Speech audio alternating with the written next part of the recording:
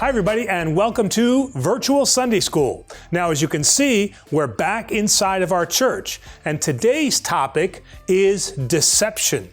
Now, deception, what does that mean?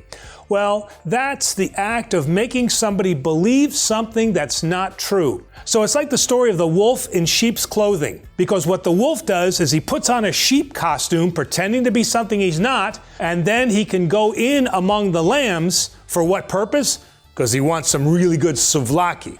And that's going to be the theme of today's story, Esau and Jacob, the fighting twins. Now, Jacob and Esau were the twin sons born of Isaac and Rebekah. Now, you remember Isaac, he was the son of Abraham who was nearly sacrificed on the mountain. Now, these two boys were fighting even before they were born. And when they got older, the oldest son, Esau, now Esau's kind of interesting because his name means to be hairy. This is going to be important later. Anyway, he was going to receive from his father Isaac a birthright. Birthright, what is that? Well, that's given typically to the oldest son, which is a blessing from his father, and then he receives a lot of property and animals and all kinds of things like that.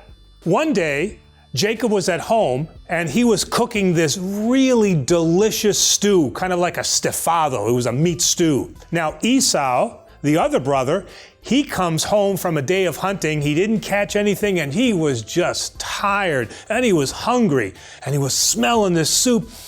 It was so good. And so he asked his brother, Jacob, "Can I have some of that stew?" So Jacob thought about it for a while and he says, "You know what?" He says, "I think I can get something out of this." So he said, "I'll tell you what, I'll give you the stew, but you sell me your birthright." Now, Esau, he didn't really care about the faith. He wasn't really that religious. And he's like, "You know what? I'm hungry. You can have my birthright." And Jacob said, "You sure?" He said, "Yes."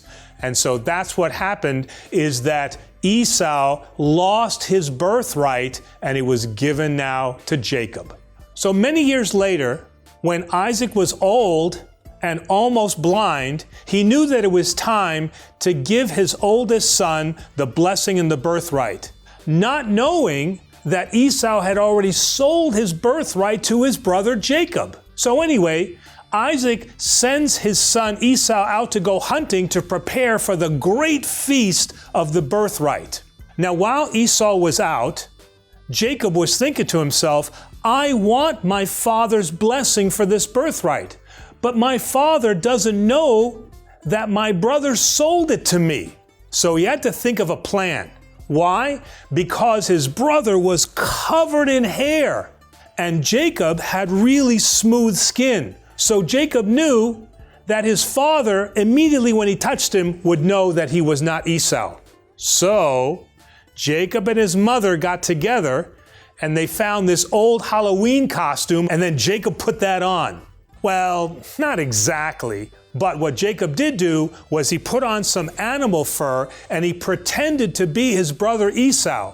Now, Isaac, the father, he was kind of suspicious because the voice sounded like Jacob, but when he felt his arm, he felt kind of like Bigfoot's arm, and he goes, "Well, he feels hairy, so he must be my son Esau," and he gave Jacob then his blessing and his birthright.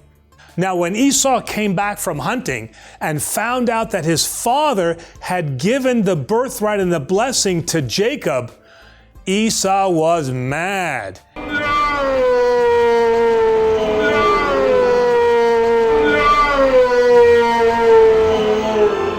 And he was so mad that he wanted to seek revenge on his brother and kill him. Now, Jacob, remembering the story of Cain and Abel, thought, "Uh-oh, I better get out of here before I meet the same fate as Abel," and so he took off. For the next 20 years, Jacob lived a very difficult and hard-working life, but eventually he was able to gain some riches and some land and a family, but it always bothered him what he had done to his older brother Esau. He couldn't lead a righteous and prosperous life that was based on deception, and he knew that he had to go back and confront his brother. Now, Jacob wrestled with this very big decision. And actually, in next week's episode, we're going to talk about Jacob wrestling, so stay tuned. But anyway, he didn't know that his brother Esau was already coming to meet him with an army of over 400 people. But Jacob knew what he had to do. And so when they met together, Jacob saw this huge army and saw his brother, and he was very nervous and he was scared. But he said, I have to stand here alone, and this is something I have to do. And that's what he did. He approached his brother. And what do you think happened? Do you think that Esau raised a great sword against him and killed his brother? No. The two brothers hugged and they reconciled with one another. But it was because Jacob faced what he had done. So unlike the story of Cain and Abel, this story actually has a happy ending with Esau and his brother Jacob reconciling together.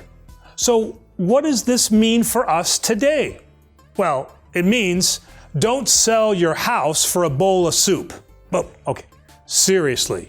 What this means is that we can't build a true life on lies and deception.